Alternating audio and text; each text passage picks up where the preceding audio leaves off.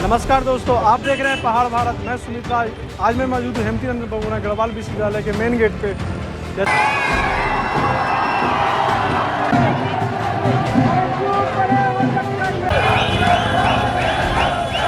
ये तो मैं सबसे अपील करना चाहूँगी कि आप आइए और वोट कीजिए। देखिए, सबसे पहले तो आपके चैनल का बहुत बहुत धन्यवाद, जो आप लगातार छात्र हितों की जो है छात्रों की आवाज़ उठाते रहते हैं। हमारे छात्रों को प्लेसमेंट तो छोड़ो, इंटर्नशिप तक लेने में बहुत ही कठिनाइयों का सामना करना पड़ता है।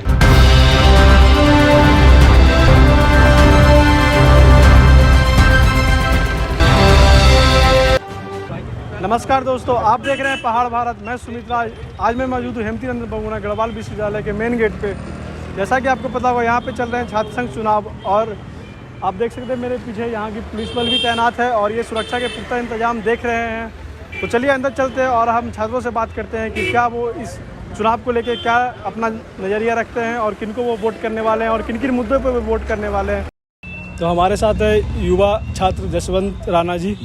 जी, तो आप हमें बताएंगे कि हमारे जो अभी वोट पड़ेगी आने वाले इलेक्शन में, उसमें क्या क्या मुद्दे होंगे जिस पे आप वोट करोगे और यूनिवर्सिटी की क्या क्या प्रॉब्लम्स है जो कि हाईलाइट होनी चाहिए और वो सॉल्व होनी चाहिए इलेक्शन के बाद।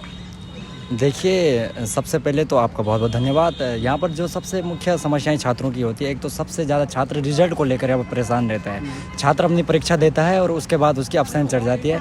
इस प्रकार की गड़बड़ियाँ जो उसमें चेकिंग में होती है, उसकी कॉपी चेक होती है, तो उसमें तमाम सारी गड़बड़ियाँ होती हैं। वो एक उसका निराकरण होना चाहिए। मतलब उसका पूरे तरह से उस समस्या का समाधान, छात्रों की समस्या का समाधान हो।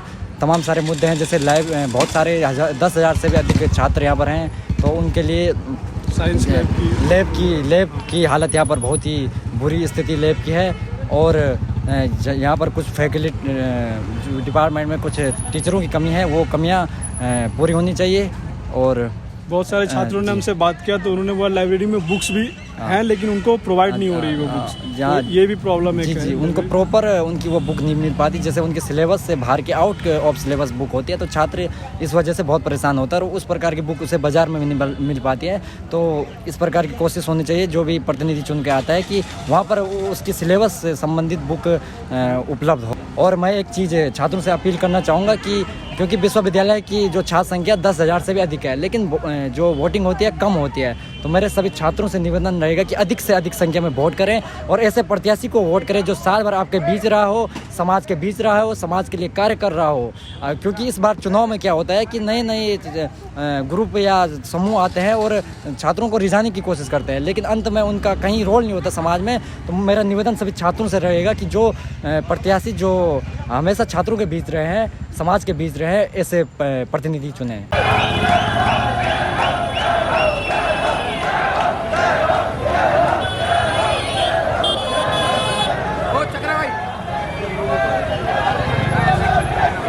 क्या आपका ये पहला वोट है? जी हाँ। आपने इससे पहले छात्र संघ में वोट दिया है क्या? नहीं, ये मेरा पहला वोट है, क्योंकि इससे पहले कोरोना था तो इस वजह से हो नहीं पाया था कॉलेज में। अभी आपको पता ही है कि कोरोना की वजह से अब जो मतलब ये इलेक्शन वगैरह अब हो रहे हैं, तो फिर ये मेरा पहला ही वोट है। अच्छा, तो आप किन किन मुद्दों को ध्यान में रख के इस बार वोट करने वाली है जो चुनाव होने वाले हैं? आपको क्या क्या समस्याएं यूनिवर्सिटी में फेस करनी पड़ती है जब आप क्लासेस जाती हो, अपने डिपार्टमेंट जाती हो? आप कुछ बताओ इसके मतलब बेसिकली सबसे पहले तो यहाँ पे प्रॉब्लम ये है कि यहाँ पे एक पब्लिक वॉशरूम होना चाहिए कैंपस के अंदर, जो कि बिल्कुल भी नहीं है। मतलब कभी ऐसे मतलब संडे होता है या कभी भी मतलब हमें काम पड़ जाते हैं, हम आ रहे हैं, तो फिर हर बार ये तो डिपार्टमेंट बंद होते हैं संडे वगैरह छुट्टी में, तो फिर कहाँ जाएगा बच्चा?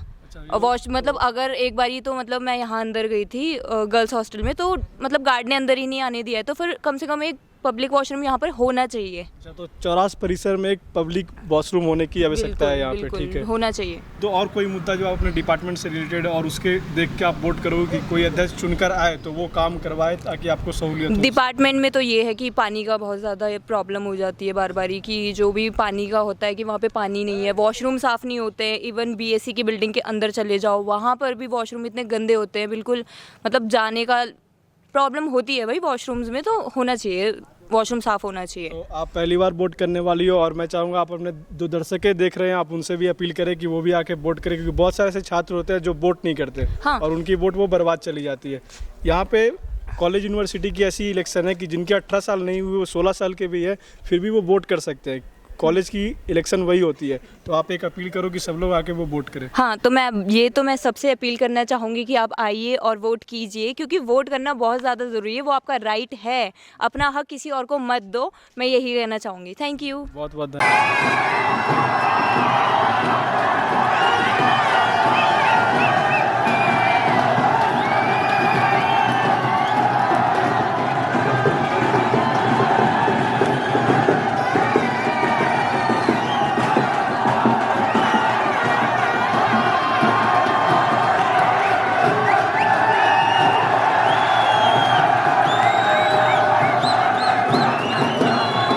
तो आपका नाम क्या है? तो सर मेरा नाम आयुष रावत है। आपका? आयुष नेगी है मैंने। तो आप अपने अध्यक्ष को किस रूप में देखना चाहते हो?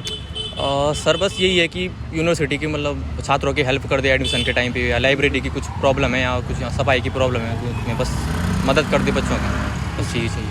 आप क्या फर्स्ट ईयर है यहाँ पे? Sir yes, first year. अच्छा जी, आप किस तरह का अपना प्रतिनिधि चुनना चाहोगे? वही विश्वविद्यालय के छात्रों के हितों में कार्य करे, क्लासों में साफ सफाई का ध्यान रखें और लाइब्रेरी का ध्यान रखें। और ये क्योंकि यहाँ पुस्तकें मिल नहीं रही हमें।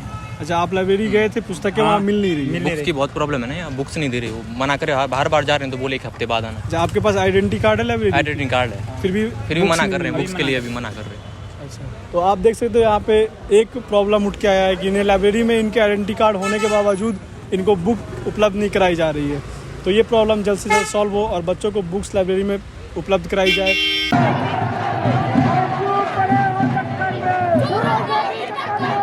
क्यों पड़े हो चक्कर में?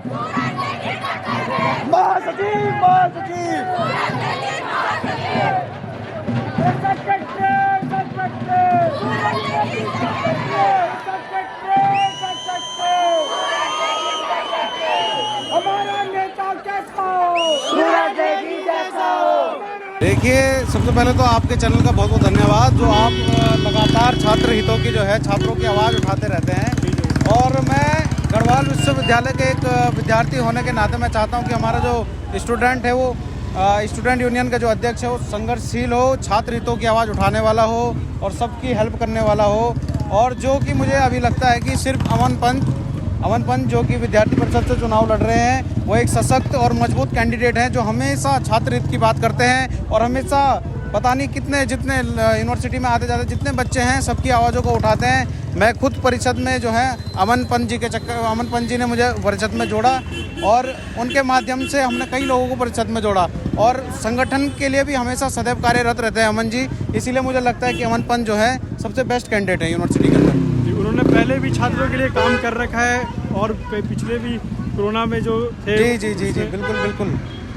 कोरोना काल हो चाहे नॉर्मली भी कोरोना तो भाई जी 2 साल पहले लगा, पर उससे पहले से लगातार भाई साहब जो है संघर्ष कर रहे थे और हमेशा करते आ रहे हैं और हमेशा करेंगे। धन्यवाद आपको, बहुत बहुत धन्यवाद।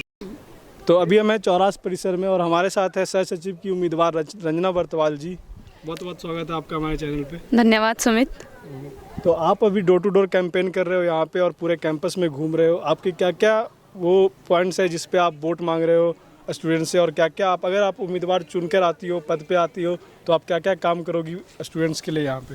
नमस्कार दोस्तों, मेरा नाम है रंजना और मैं मास्टर्स फाइनल ईयर की स्टूडेंट हूँ। MA 3rd semester journalism and mass communication मेरा अभी चल रहा है। हम लोग AIDSO की तरफ से इस बार इलेक्शन लड़ रहे हैं, all India democratic student organisation की तरफ से, और मैं इस बार सह सचिव यानी जॉइंट सेक्रेटरी के पद पर दावेदारी कर रही हूँ। जैसे कि आपने पूछा, ये जो विश्वविद्यालय है उत्तराखंड का एकमात्र सेंट्रल यूनिवर्सिटी यानी कि केंद्रीय विश्वविद्यालय है। एक केंद्रीय विश्वविद्यालय होने के नाते यहाँ क्या क्या फैसिलिटीज़ होनी चाहिए वो सारी बातें हम अपने कैंपेन में बच्चों को बता रहे हैं, अपने जो हमारे वोटर्स हैं उनको बता रहे हैं। ये हमारा डिमांड पर्चा है, इसमें हमने अपनी सारी बातें लिखी हुई है। सबसे पहले डिमांड 4 साल से इस कैंपस में, चाहे चौरास में हो चाहे बिरला में हो, 4 साल से यहाँ की कैंटीन बंद पड़ी हुई है। अगर हम लोग उसके लिए पहले से भी प्रयासरत थे, हमने पहले भी इसके लिए DSW से जाकर या एडमिनिस्ट्रेटिव के सामने जाकर हमने इसके लिए पहले भी कार्य किए हैं और अब भी हम लोग इसके लिए कार्यरत होंगे और करेंगे इसके लिए काम। इसके अलावा हमारे जो यूनिवर्सिटी है, यहाँ एक पत्रिका, एक मैगज़ीन निर्झरणी करके निकलती थी, जिसमें बच्चे अपनी कविताएं, अपने आर्टिकल्स लिख के देते थे और वो छापते थे। DSW ही उसको कंडक्ट करते थे, वही लोग उसका प्रकाशन करते थे। तो एक मुख्य मांग हमारी ये भी है कि निर्झरणी का पुनः सुचारू रूप से उसका संचालन, उसका प्रकाशन किया जाए। इसके अलावा जो सेल्फ फाइनेंस कोर्सेज में लगातार फीस वृद्धि हो रही है, उसके खिलाफ भी हम लोग इस बार इलेक्शन में हैं। आपने इतने सारे पॉइंट्स बताए। मैं अभी बिरला कैंपस भी मैं कर रहा था, यहाँ भी मैंने घुमा है, तो मैं आपको 2 पॉइंट्स और बताना चाहूँगा इसमें।